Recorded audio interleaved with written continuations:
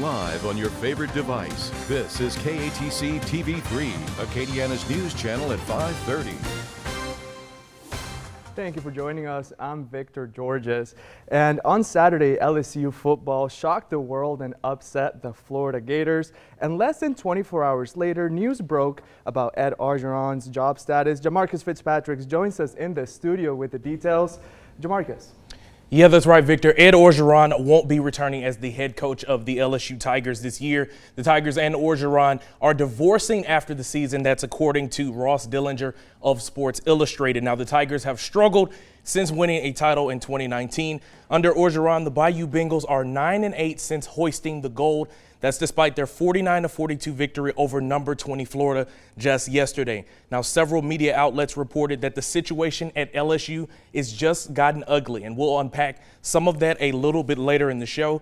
Now, Coach O has been the head coach for the Tigers since 2016 after he took over as the interim head coach in place of Les Miles. Now, later in sports, we'll be looking at so much more on that, but Orgeron's time in Baton Rouge is a Louisiana love story gone wrong. You get the dream job, you build the program, you win a national title, you're named the coach of the year, and now you're getting whooped by the likes of Kentucky. The decision kind of seemed inevitable, but it's kind of good that they went ahead and got it knocked out. Like I said, we'll unpack so much more coming up later in sports, but for now, Victor, I'm going to send it back to you.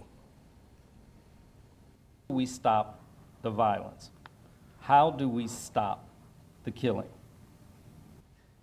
A deadly weekend across Louisiana, starting at Grambling State University, where one is dead following a mass shooting. The shooting took place on the university squad earlier this morning during a homecoming event. One person died and 7 others were wounded. The shooting is under investigation and comes after another deadly shooting on campus. That was Wednesday. We will announce plans to further limit extracurricular campus activities and non-student access to the campus going forward. We will be engaging with our student leaders as these plans are being further developed. Marcus Andrews is in jail for second-degree murder and 1 count of soliciting prostitution. The shooting took place earlier this morning. The victim in the shooting has been identified as Jacob Perry. Perry was found suffering from a gunshot wound on the 2900 block of Northeast Evangeline Thruway. Upon investigation, it was found that the victim and Andrews were in an argument when Andrews allegedly pulled out a gun and shot the victim. And this weekend in Baton Rouge, family, friends, and fellow officers paid their respects to a fallen state trooper. Funeral services were held for Master Trooper Adam Gobert yesterday at St. George Funeral Home. Gobert was killed last weekend during a 3-parish crime spree in the Baton Rouge area. The suspect accused of shooting Gobert was taken into custody earlier this week. Gobert was 47 years old at the time of his death and had served as a Louisiana State Trooper since 2002. Here's Bradley's 24-hour forecast. Well, it was a chilly start to the day with temperatures in the upper 40s to lower 50s, but nice warm up into the afternoon, into the middle 70s here across the area, under mostly sunny skies with the exception, as expected, some high-level clouds kind of streaming in from the west here late this afternoon, and those will kind of remain with us through this evening and the overnight period, but nothing that's going to cause any issues or anything like that. In fact, it's going to be another cool night ahead, middle 50s waking up on our Monday morning, lower 50s across northern parishes of Acadiana, and then once again mostly sunny skies into the afternoon, a little bit milder temperatures topping out in the upper 70s there tomorrow afternoon. East to northeasterly winds at around 4 to 8 miles per hour. Only getting warmer, and the humidity is going to be back as we head into midweek. We'll talk more about that. Plus, could there be our next front on the horizon? We'll have full weather details coming up in just a little bit.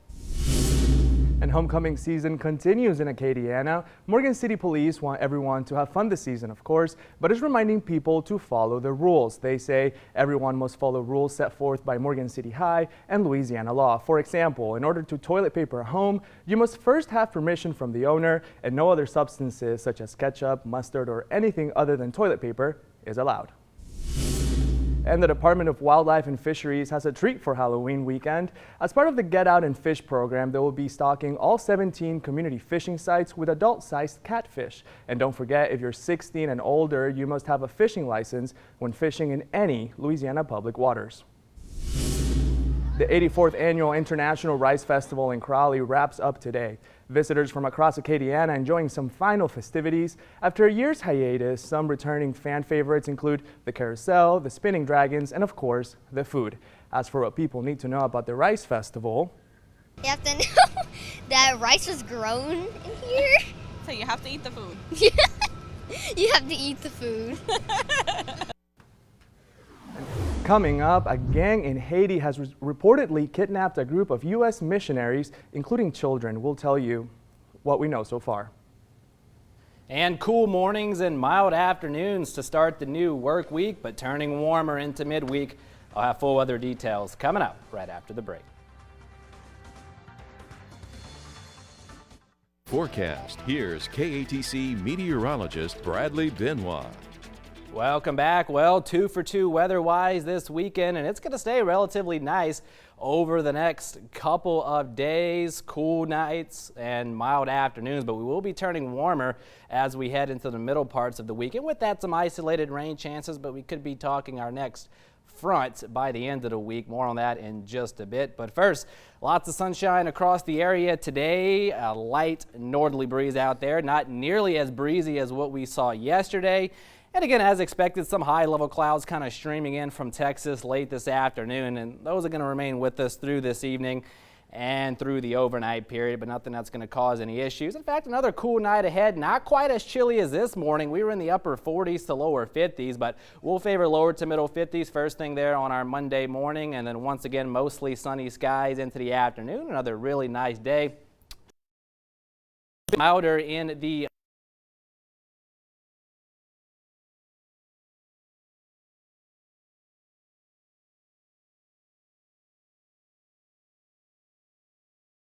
pleasant start, middle to upper 50s. We'll call it cool, and then even a little bit warmer as we head into our Tuesday afternoon as temperatures approach the lower 80s.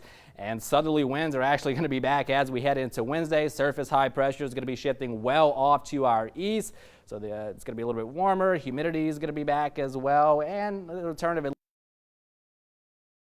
this afternoon. Much of the same going into Thursday. And then perhaps our next frontal boundary trying to push through as we head into Friday. Models not showing super cool temperatures, but at least perhaps some slightly cooler conditions, more comfortable and lower humidity as we round out the week and head into the following weekend as high pressure tries to bank back in. So at least as of now, looking like next weekend shaping up to be a nice one as well. Meanwhile, out in the tropics, still looking really good. And the further we get into October and certainly into November, that's where we want to be as things staying quiet. No major concerns. Gulf of Mexico, Caribbean Sea looking quiet. All of the tropical Atlantic as well, with no new developments expected at least through the next 5 days. So again, still feeling good overnight tonight into tomorrow morning. Here's our parish by parish overnight lows. We'll favor lower 50s, northern parishes of Acadiana, maybe some upper 40s sprinkled in there, especially the closer you get to Sinla, and then middle 50s here along the I-10 corridor, and much of the same across the coastal parishes. After that cool start, mild finish tomorrow afternoon, upper 70s, but again, comfortable humidity in place, so not feeling too terribly bad out there. Mid to upper 50s come Tuesday morning, and then again a little bit warmer there Tuesday afternoon, lower maybe even mid 80s in spots. Graph model maybe a little bit too aggressive, and then not nearly as cool as we head into Wednesday morning as southerly winds are going to be back. We'll see temperatures starting out there in the middle to upper 60s, and again middle 80s come in Wednesday afternoon. So another cool night ahead here across the area. Mostly clear skies in place, again with the exception of some high level clouds from time to time. Light winds. We'll go 54 degrees, the projected low, at least here in Lafayette. And then nice start to the week tomorrow. Mostly sunny skies in place with that comfortable humidity as well. Upper 70s for that afternoon high. East to northeasterly winds at around 4 to 8 miles per hour. And then again, warming up as we head into midweek. We'll go mid 80s for those afternoon highs with some isolated rain chances returning to the forecast, as well as some moisture kind of builds into the area. And then again, with any luck, that front tries to push through on Friday, which would pave the way again for some slightly cooler conditions, not necessarily cold conditions, but again, at the very least, helping to lower our humidity, lower dew points as we head into the following weekend with mostly sunny skies in place. Could be talking morning starts back in the 50s, afternoon highs in the upper 70s to lower 80s. Victor? Thank you, Bradley. And still to come here on Acadiana's News Channel at 5:30, Adele says hello after 6 years and is already breaking records on 2 music streaming services. More on her record-breaking return. But first, former President Bill Clinton is out of the hospital today. How he's feeling tonight, that's coming up.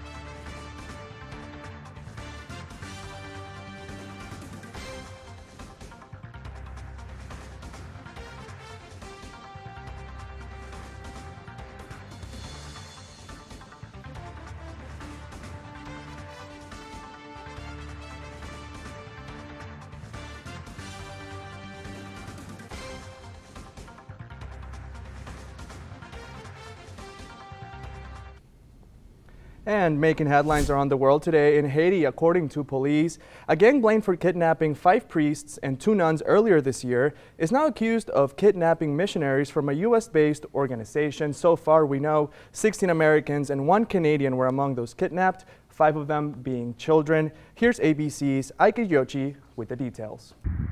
According to a voice message from Ohio-based Christian Aid Ministries that was sent to other religious missions, a group of 19 missionaries that included a 2-year-old child was kidnapped. Police in Haiti say the 400 Mawozo gang carried out the kidnapping in Ganthier, a commune east of the capital of Port-au-Prince. The group was returning home Saturday after building an orphanage. The message goes on to say the mission's field director is working with the U.S. Embassy. The State Department issuing a statement saying the welfare and safety of U.S. citizens abroad is one of the highest priorities of the Department of State. Haiti has faced several difficult challenges this year, including the assassination of President Jovenel Moïse in July and a 7.2 magnitude earthquake this past August that killed more than 2,000 people. So you put the poverty on top of repeated 7.0 plus magnitude earthquakes over the years, and it's just been brutal for the Haitian people and very difficult for them to establish not just the rule of law, but basic functions of society. The country has seen an alarming surge in gang-related kidnappings. Haiti's Center for Analysis and Research in Human Rights reports there have been 600 kidnappings this year, 117 of them in just the last month. There are very few people that are able to pay hostage ransoms, and so the Americans make a nice target in the sense that they can probably afford to pay. This growing turmoil in Haiti can make it more complicated for the Biden administration to turn away Haitian migrants at the southern U.S. border, many making the argument it is not safe on the ground in Haiti. Ike Jachi, ABC News, Washington. Now here in the U.S., the Defense Department says it is committed to offer condolence payments to relatives of the 10 people killed by mistake in a U.S. drone strike in Afghanistan that was in August. Pentagon spokesman John Kirby said in a statement the Defense Department is also working with the State Department to help surviving family members relocate to the U.S. And former President Bill Clinton is out of the hospital today. He has been released from a California hospital after being treated for an infection that spread to his bloodstream. Clinton was seen walking out of the hospital Sunday morning along with his wife, former Secretary of State Hillary Clinton. He gave a thumbs up when somebody asked him how he was feeling. His doctor said he was treated in an intensive care unit for privacy and safety, not because he needed to be there. News Channel at 5:30. What's next for LSU football after a big announcement today? Jamarcus Fitzpatrick has details in sports later on.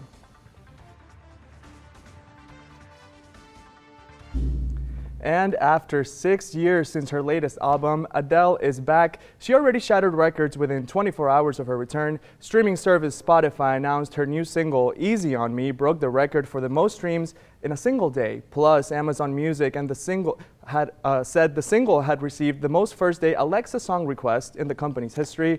The single is from her highly anticipated album titled 30, which is coming out November 19th. And staying in the world of music, Tony Bennett is also breaking records. He just set a Guinness World Record for being the oldest person to release an album of new material. Love for Sale, a collaboration with Lady Gaga, was released on October 1st. And at that time, Bennett was 95 years and 60 days old. That's according to Guinness. And with Coach O just 5 games from being out the door, who are some coaches that could replace the Louisiana native? Jamarcus Fitzpatrick has more coming up. Time for sports with KATC's Jamarcus Fitzpatrick. Nobody's told me about my job status, so I'm having any discussion about it. As far as I know, I'm the head coach of the LSU Tigers today. That's all that matters. Yeah, that sounded real good about 6 days ago, but after 5 more games, Ed Orgeron will be looking for a new job. So it's been out in the open now that Coach O will not be coming back next season. But exactly why? Is it because of the wins and losses? Of course that's the reason, but it's also because no one within the program wants to play or coach under Coach O. Now, we already knew that this was going to be out in the open regardless of Saturday's outcome. This decision had already been in progress. Ross Dillinger with Sports Illustrated said the problem has been rooted in team management and behavior. Pete Thamel with Yahoo Sports reported that no one wants to play for Coach O and the coaches don't want to coach for him. And here's the icing on the cake. Matt Trent at WBRZ in Baton Rouge reported Orgeron's personal life is bleeding into his work, citing that some of Coach O's girlfriends attended practices and would interfere depending on how the day went. So now you may be saying that the Tigers just upset Florida. That may be true, but could that have simply been because the team played for each other and not the man himself? So here's what it's going to cost to buy out Coach O. Bruce Feldman with Fox Sports said LSU is expected to pay Orgeron his entire buyout, which is over $17 million. So now who could be some of the name of coaches for the job? Let's look at some of those candidates there just so you're not blind dating when it comes to knowing your next coach. First, there's Penn State's James Franklin, then Texas A&M's Jimbo Fisher, another Nick Saban disciple in Lane Kiffin, and his name has come up several times. I've seen it on Twitter already. Several media outlets floated the name of Louisiana head coach Billy Napier, so we will be keeping an eye out on this one. Now, as crazy as this coaching situation is, an even crazier thing is the way LSU ran the football against Florida. Ty Davis-Price broke the single-game rushing record, finishing with 287 yards and 3 touchdowns. The Tiger offense as a whole totaled 321 yards on the ground, and for the highly criticized offensive line, this performance tasted sweet. I didn't know how many yards I had to after the game, and I was just amazed at how good the line did. You know, if you can see, those were big holes that I ran through. So shout out to them, and shout out to them for going out each and every day working hard. You know, we definitely had our struggles, but it felt like we've been right there. So to put it together today with a performance like that, running the ball, it feels great. It's just we started to click a little bit, and hopefully that's something that we can keep going and building on moving forward. Our line was dominating. Shout out to those guys. Shout out to Ty. Shout out to the coaches for calling the run plays. I think it just goes to speak for how hard some of the guys, the O-line and the backs have been working. And while Billy Napier's name is being tossed around for coaching jobs, he and the Cajuns are preparing for Arkansas State. Last season, UL beat the Red Wolves 27-20, and now A-State last played a game on October 7th, which means the Red Wolves will be 14 days rested come game time. Napier recognizes that the Wolves are fresh, and that's why the Cajuns have to be on their A-game. We know we're going to get Arkansas State's best effort, and they had an open date. They've got good coaches and good players, and we're playing at their place. So, we're getting ready to start that preparation, and certainly looking forward to the challenge. Any team in this conference, they have athletes, they have great players. So we're just gonna have to play. We're just gonna have to play them like as hard as we played App, and even harder. So we're just gonna have to play hard. I mean, there's a lot of great teams in this conference, and they have good players. They have great athletes, just like we have great athletes. So we're just gonna have to play hard. And it's time to look back at our FNF plays of the week, starting with play number 1 coming out of Jennings. Backed up on their 2-yard line, Trevor Etienne keeps it and takes it 98 yards to the house. The PAT would be blocked, and the score would be 36-13 at that time, but Jennings would fall in this game. Play number 2, STM's Christian McNeese taking it all the way to the house on a 96-yard kickoff return. STM went on to win this game big time, 41-35. And play number 3, Notre Dame. Nicholas Swacker trying to throw it, but it would be LCA's Brylan Green jumping the route for the pick 6. The Knights would go up 24-3, and they would win it 27-10. So here's what you need to do. Head over to KATC.com, vote for your favorite play. You can vote until tonight at 8, and then I'll bring you the winner tonight at 10. Hey, and that's a look at sports. Thanks for letting me kick it with you, but don't touch the remote just yet. We're back after the break. Starting off nice here as we kick off the new work week after a start in the middle 50s tomorrow morning, upper 70s tomorrow afternoon, comfortable humidity in place, mostly sunny skies as well, but that humidity is going to start to sneak up on us as we head into midweek. So will our temperatures.